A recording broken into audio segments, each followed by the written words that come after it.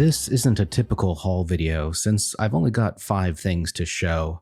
I've got way too much stuff already, so bringing home a ton more is borderline irresponsible.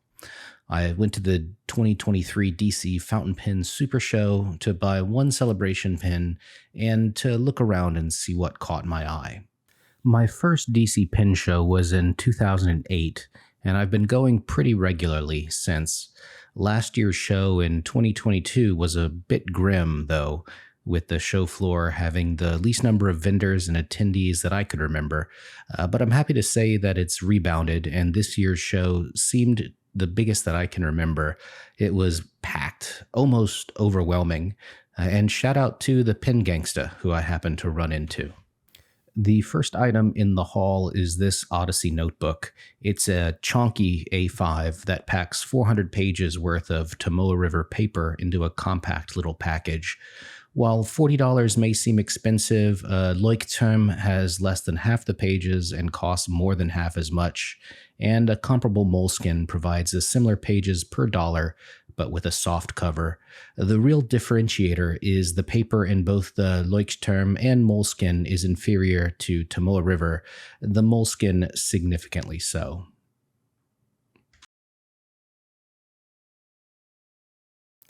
Next is this Jovo No. 6 nib, broad in stainless steel.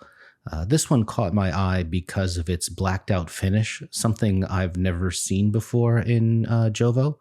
My plan is to grind this to an architect point and put it on a compatible pen. That video is going to take a while to make, and my plan is to do a stub or cursive italic video first, since the architect grind is pretty complicated and complicated to explain, and the cursive italic is much, much easier to show and for you to comprehend and to do safely. All right, but enough of that stuff. Let's get to the pins. This is a Pelikan Moonstone with a 14K nib swapped in. Pictures of this pin make it look boring, just kind of gray and bland. But in person, it is really sparkly, and I think I was able to capture it in this video. It's a transparent version of the Gravitas Universe finish, at least that's what it looks like. Pelikan marketing is doing a bad job of showing off its materials. The new Glauco Kanban special edition looks boring in pictures, ugly almost, but it looks incredible in person with visual depth to the material that they're not even hinting at in the promotional stuff I've seen, the pictures that I've seen, and I say that as a Pelikan fan. Next up is the Narwhal Horizon Dusk, also with a swap to a gold nib. While their naming indicates that they're going for a sky theme, I get kind of synthwave beach vibes from this pin, and I'm all about it.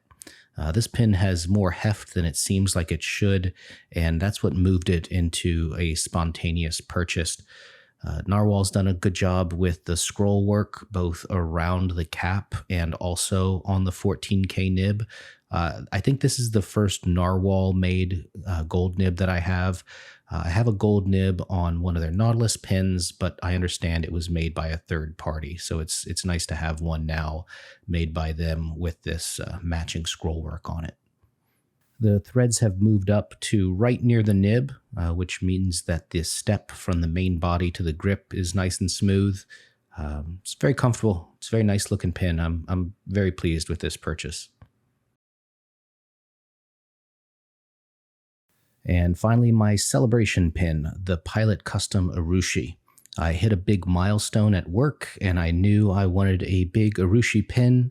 I had thought it would be the Namiki Emperor, which I knew was a big pin, but when I saw it in person yesterday, yeah, that's a gargantuan pin. I felt like a child putting on his dad's shoes and clomping around the house. This pin, the Custom Urushi, fits my hands much better, though it's still a hefty pin with a big, gorgeous nib. I got it in medium. I got to try it out, all the sizes there at the pin show. I thought I wanted a broad, but when I actually wrote with all the different sizes, the broad was way too big for me. So that's one benefit of buying at the show, is that you get to try all the pins, at least pilot. And also the pin was about 33% cheaper. at the show than it would be if I'd purchased it online. So I got that going for me. Anyway, that's it. DC Pin Show is great. If you get the chance to go, you absolutely should. It's fun. Anyway, thanks for watching, and I'll see you next time.